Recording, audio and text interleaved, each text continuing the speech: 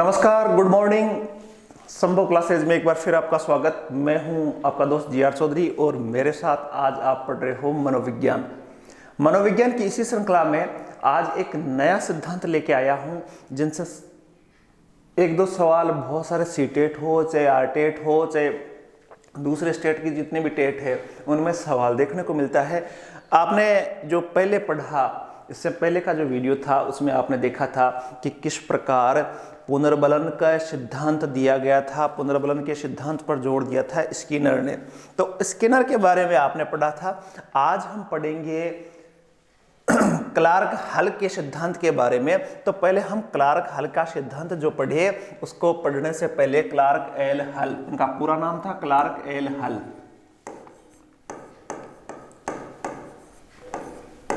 Clark L हल का सिद्धांत, नाम नहीं लिख रहा हूं मैं अभी, का सिद्धांत। तो आपके सामने जो कॉर्नर पे जो तस्वीर लगी हुई है वो एक मनोवैज्ञानिक की है, क्लार्क एल हल की।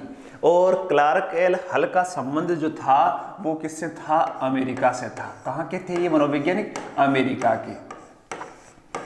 और उन्होंने थोड़ी सी सामान्य सा परिचय के रूप में मैं देखूंगा तो ये अमेरिका के मनोवैज्ञानिक थे और उन्होंने एक किताब लिखी थी जो बहुत महत्वपूर्ण रही थी, प्रिंसिपल ऑफ बिहेवियर।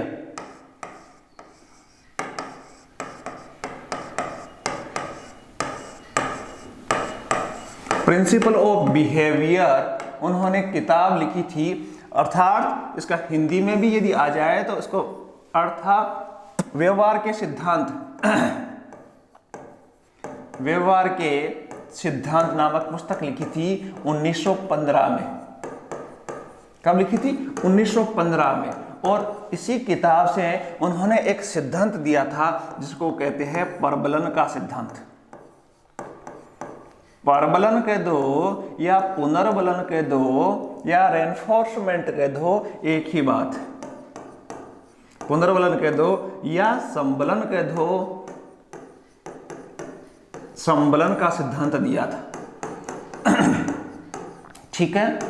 तो 1915 में उनकी जो पुस्तक थी प्रिंसिपल ऑफ बिहेवियर या व्यवहार के सिद्धांत, उसमें उन्होंने एक सिद्धांत दिया था प्रबलन, पुनर्बलन, संबलन का सिद्धांत या रेनफोर्समेंट। इंग्लिश में इसको बोलते हैं रेनफोर्समेंट।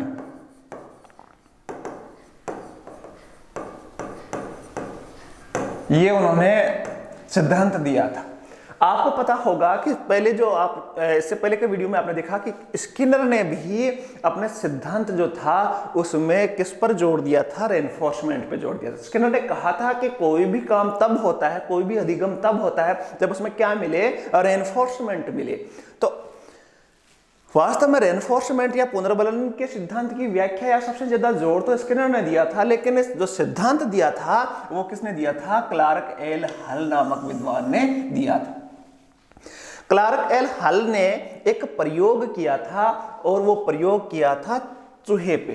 कई जगह बिल्ली भी लिखा हुआ आता है, तो चूहे पे उन्होंने प्रयोग किया था। दो ऑप्शन यदि आए आपके तो बिल्ली और चूहा दोनों आए तो उन्होंने दोनों पे किया था, बिल्ली और चूहे पे प्रयोग उन्होंने किया था। ठीक है। तो दोनों ऑप्शन आए तो आपको चूहा और बिल्ली दोनों बने, और यदि चूहा ऑप्शन आए तो चूहे के बारे में उन्होंने प्रयोग किया था। प्रयोग की चर्चा हम करेंगे। इसके अलावा उन्होंने देखो और जो महत्वपूर्ण बात बताई थी, वो महत्वपूर्ण बात यह बताई थी कि उन्होंने पुनर्बलन के साथ साथ उन्होंने एक और बात बताई थी कि कोई भी अधिगम जो होता है वो किस लिए होता है? कोई भी अधिगम की क्रिया, ध्यान से समझना इस बात को, कोई भी अधिगम की क्रिया, अधिगम की क्रिया केवल पुनर्बलन से नहीं होकर, केवल पुनर्बलन से नहीं होकर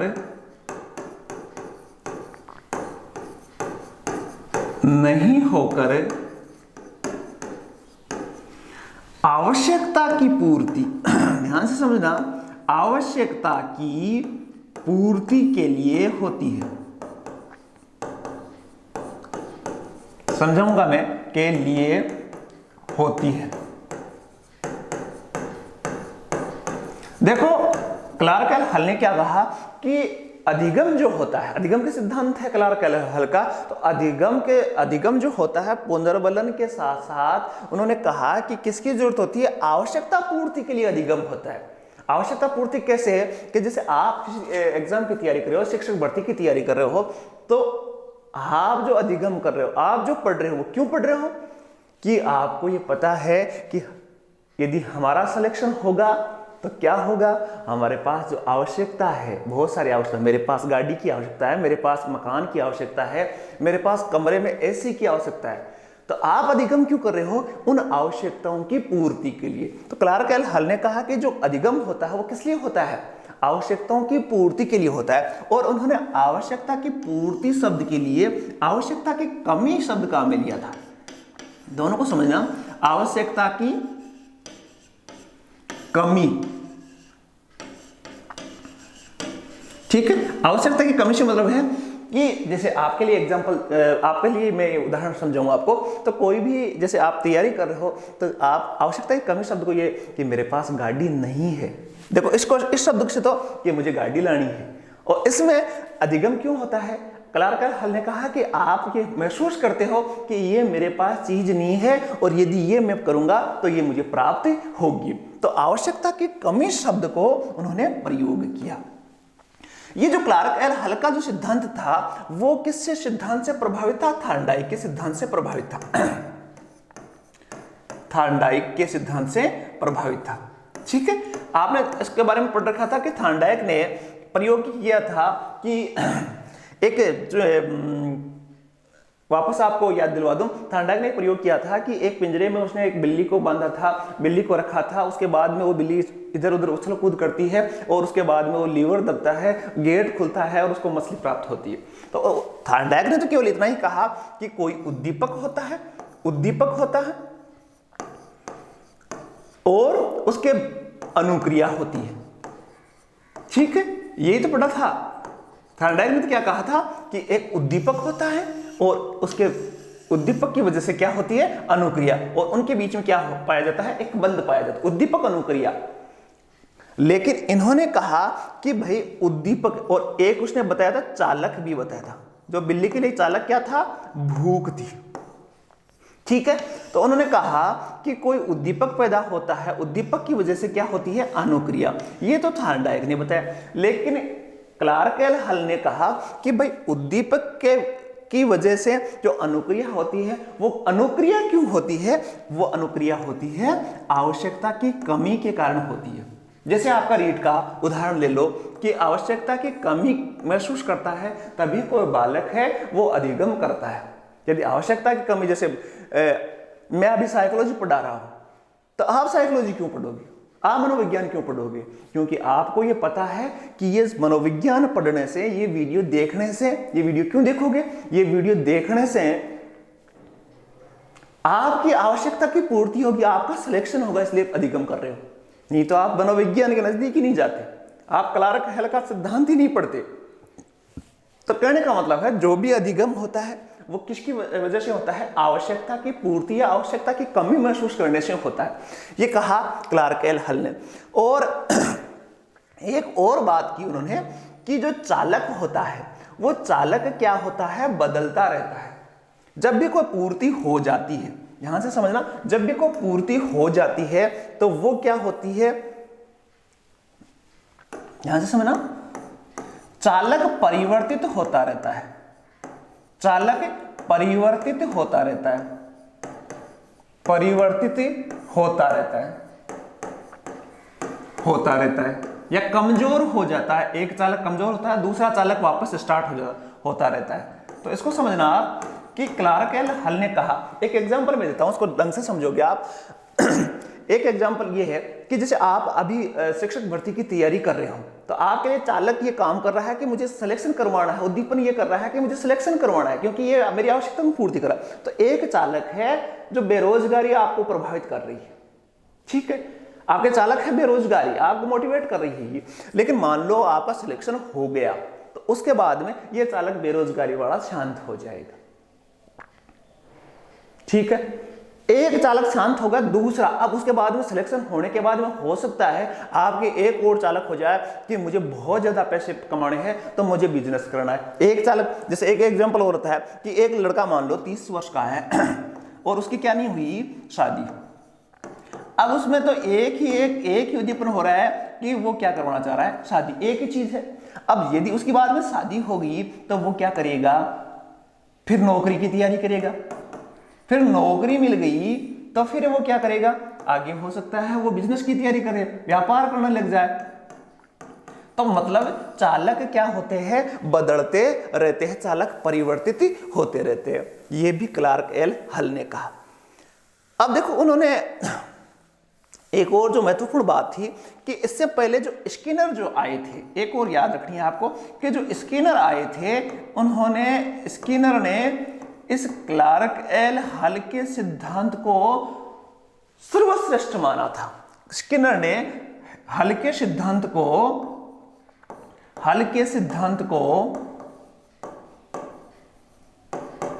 साहचर्य के सिद्धांतों में सर्वश्रेष्ठ माना था। साहचर्य के सिद्धांतों में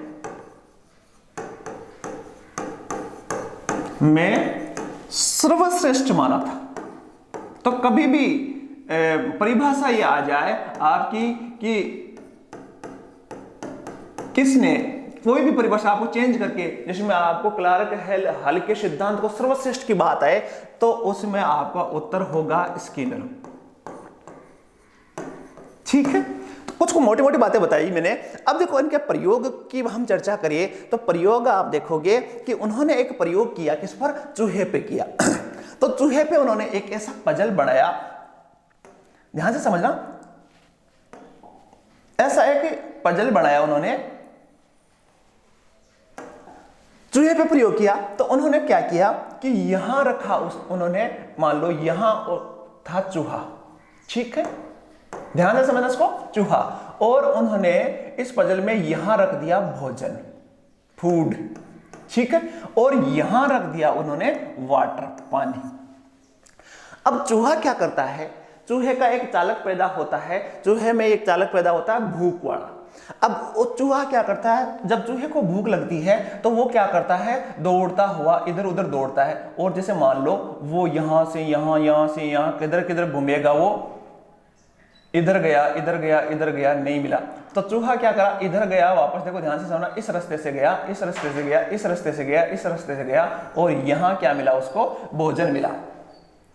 अब दूसरा देखो, जब भोजन प्राप्त हो गया चूहे को, क्लार्क एल हल ने कहा, तो उसका चालक क्या शांत हो गया, भूख वाला शांत हो गया। ध्यान से समझना। अब वापस चूहा आराम से यहां बैठ गया। अब थोड़ी देर बाद में, खाना खाने के बाद में, क्लार्क एल हल ने देखा कि चूहे को क्या लग गई, प्यास।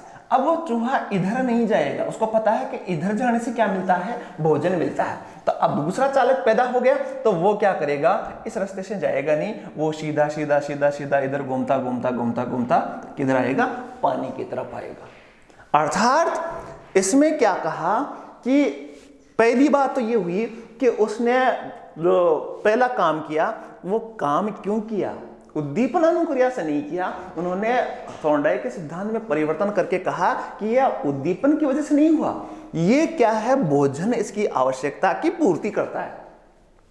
दूसरी बात उसने कहा कि एक चालक के शांत होने से, एक ड्राइव के शांत होने से, एक ड्राइव के शांत होते ही दूसरा ड्राइव एक्टिव हो गया, और दूसरा ड्राइव क्या था उसका, प्यास। तो अब की बार वो इधर नहीं जाकर दूसरी आवश्यकता, दूसरा ड्राइव एक्टिव हुआ, और वो कौन सा था, वाटर था। उन्होंने ये प्रयोग किया चूहे और बिल्ली। बिल्ली बड़ा आपको याद रखना क्योंकि ये थॉर्नडाइक से प्रभावित था, तो बिल्ली ऑप्शन आता है तो बिल्ली लिख देना। अब देखो ये प्रयोग आपको समझ में आ गया। तो इन्होंने जो प्रयोग किया, इस प्रयोग को सिद्ध करने में उन्होंने गणित के प्रमेय का प्रयोग भी किया था, गणित के प्रमेय का प्रयोग भी किया था, गणितीय क्रिया संक्रियाओं का प्रयोग किया था। अब देखो इस सिद्धांत को समझिए, साधारण सी परिभाषाएं आपने समझी। अब देखो इसके बारे में एक और चीज समझते हैं कि जो क्लार्क एल हल के जो सिद्धांत थे, उनके उपनाम काफी महत्वपूर्ण, उपनाम कई बार ये नाम लिखा हुआ नहीं आता, उपनाम आ जाता है कि ये सिद्धांत किसने दिया। तो देखो पहला उपनाम है इसका परिष्कृत सिद्धांत। मैंने बताया था शुरू में, ध्यान रखना आप, कि क्लार्क एल हल ने 1915 में ये सिद्धांत दिया। उसके बाद में इसको चेंज करके 1930 में उसको और परिष्कृत किया, और उसके बाद में 1951 में इसको और परिष्कृत किया। इस वजह से इस सिद्धांत को बोलते हैं परिष्कृत सिद्धांत भी कहा जाता है। दूसरा देखो, इसका नाम है यथार्थ अधिगम का सिद्धांत। यथार्थ अधिगम का सिद्धांत कि कोई भी बालक वास्तव में वास्तविक अधिगम कब करता है, जब वो क्या क्या महसूस करे, आवश्यकता की कमी महसूस करे, आवश्यकता की कमी महसूस करे, तभी यथार्थ अधिगम होता है। तीसरा देखो नाम दिया चालक न्यूनता का सिद्धांत। ध्यान से समझना, चालक न्यूनता का सिद्धांत। चालक न्यूनता का सिद्धांत इसलिए दिया कि कोई भी चालक कभी एक्टिव ज्यादा होता है, और यदि उसकी पूर्ति हो जाए तो चालक क्या हो जाता है, न्यून हो जाता है। जैसे मैं चूहे का एग्जांपल दिया, चूहे में चालक पहले कौन सी थी, भूख थी, और उसके बाद में भूख वाला चालक तो न्यून हो गया, और दूसरा चालक कौन सा आ गया, प्यास वाला। तीसरा है सबलीकरण। सबलीकरण का मतलब होता है पुनर्बलन, परबलन, सबलीकरण एक ही चीज होता है, तो सबलीकरण का सिद्धांत। तीसरा है आवश्यकता अवकलन का सिद्धांत। अवकलन का मतलब होता है प्राप्त करना या कमी मान सकते हो, तो आवश्यकता कमी का सिद्धांत या आवश्यकता अवकलन का सिद्धांत किसने दिया, क्लार्क एल हल ने। अगला है गणितीय सिद्धांत। इसको गणितीय सिद्धांत क्यों कहा, मैंने प्रयोग में बताया था कि इन्होंने गणितीय प्रमेय का प्रयोग किया था, इसलिए इसको बोलते हैं गणितीय सिद्धांत बोलते हैं। इसको बोलते हैं परिकल्पित निगम सिद्धांत के नाम से भी जाना जाता है। इसका नाम सतत अधिगम, परिकल्पित, ये जो कल्पना की गई थी कि एक विधि होती है आगमन और निगमन, तो ये निगमन विधि से संबंधित था, इसलिए इसको परिकल्पित निगमन सिद्धांत भी बोलते हैं। सतत अधिगम का कि सतत अधिगम, जैसे आपने एक सिद्धांत पढ़ा होगा अब्राहम मेस्लो का आवश्यकता सोपान सिद्धांत। किसका, मेस्लो का आवश्यकता सोपान सिद्धांत का आवश्यकता सोपान सिद्धांत, अर्थात मेस्लो ने कहा था आवश्यकता सोपान सिद्धांत। ठीक है, तो इसमें क्या होता है कि व्यक्ति की आवश्यकताएं हैं वो चेंज होती रहती है। जैसे शुरुआत में किसी आवश्यकता होती है जो दैनिक जीवन की आवश्यकता, खाना है, मकान है, कपड़ा है, रोटी कपड़ा मकान मान सकते हो, मकान, कपड़े, तो उन्होंने कहा कि प्रथम आवश्यकता होती है व्यक्ति की रोटी कपड़ा मकान, और इसी प्रकार ये आवश्यकताएं अब्राहम मेस्लो ने कहा था कि बढ़ती रहती है, और लास्ट में आती है, अब्राहम मेस्लो ने कहा था कि जो अंतिम आवश्यकता होती है वो आत्म संतुष्टि की आवश्यकता होती है। ठीक है, तो इस प्रकार उन्होंने अब्राहम मेस्लो का सिद्धांत था, वैसे ही इन्होंने कहा था, अब्राहम मेस्लो याद रखना आवश्यकता सोपान सिद्धांत दिया था, वैसे ही क्लार्क एल हल ने कहा कि सतत अधिगम या सतत अधिगम मतलब जब चालक चेंज हो जाता है तो व्यक्ति क्या होता है, सतत सीखता रहता है। चालक अलग अलग आते रहते हैं और अधिगम होता रहता है, तो ये सतत अधिगम का सिद्धांत कहा गया। और सतत का मतलब कर्मबद्ध भी होता है, तो इसका नाम कर्मबद्ध अधिगम भी है। एक बार इसको है ना, आप इनके जो नाम उपनाम है उसका स्क्रीनशॉट ले सकते हो, और इन शब्दों को आपको याद रखना है। क्यों कहा गया ये भी मैंने समझाने की कोशिश की है कि क्या क्या उपनाम है और उनका उपनाम ऐसा क्यों है। ठीक है, तो ये था क्लार्क एल हल का सिद्धांत, और इस सिद्धांत के द्वारा शिक्षा में बहुत ही चेंजेज शिक्षा अधिगम में है। इस सिद्धांत की उपयोगिता की यदि मैं बात करूं, तो उपयोगी बहुत अच्छा सिद्धांत था शिक्षा में। सिद्धांत की उपयोगिता क्या थी कि इसके द्वारा बालकों में यदि शिक्षा उनको देनी है तो शिक्षा किस आधार पे दी जा सकती है, एक सेंटेंस में, कि बच्चों को ये समझना होगा, बच्चों को ये समझाना होगा कि ये सिद्धांत उसके दैनिक जीवन में किस प्रकार उपयोगी है। यदि बच्चों को ये महसूस करवा दिया आपने कि ये चीज पढ़ने से ये इस प्रकार उपयोगी है, तो बालक उसको जल्दी से उसका अधिगम कर लेंगे। और जब बालकों को दैनिक जीवनी में उपयोगी या दैनिक जीवन से जोड़कर नहीं सिखाया जाता, उसकी उपयोगिता नहीं बताई जाएगी। जैसे सारे वीडियो में कहते हैं, सारे वीडियो आपने जो भी वीडियो देखे उन सब वीडियो को देखा होगा तो आपने देखा होगा कि जब भी टीचर आपको पढ़ाते हैं तो कहते हैं कि ये टॉपिक आपके लिए बहुत महत्वपूर्ण है और इसमें से 1 या 2 सवाल आते हैं। ये क्यों कहते हैं? ये इसीलिए कहते हैं कि आपको इसकी उपयोगिता महसूस हो। और जब आपको ये शुरू में ही में, जैसे मैंने आपको कहा कि क्लार्क एल हल के सिद्धांत में से रीट में या किसी सीटेट में 2 सवाल आएंगे, तो आप उस वीडियो को, आप उस अधिगम को बड़े ध्यान से समझोगे और वो सीख जाओ। और मैं आपको कह दूं अभी कि क्लार्क एल हल में से 1 भी सवाल नहीं आएगा तो आप अधिगम करोगे नहीं करोगे। अर्थात अधिगम में सबसे पहले उसकी उपयोगिता यदि बता दी जाए तो उस सिद्धांत को ढंग से या उस अधिगम को ढंग से प्राप्त किया जा सकता है।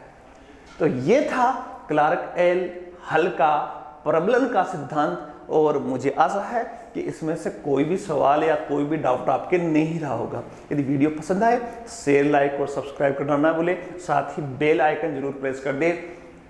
इसी प्रकार के वीडियो के साथ मैं आपके साथ फिर हाजिर होऊंगा। तब तक के लिए धन्यवाद। जय हिंद।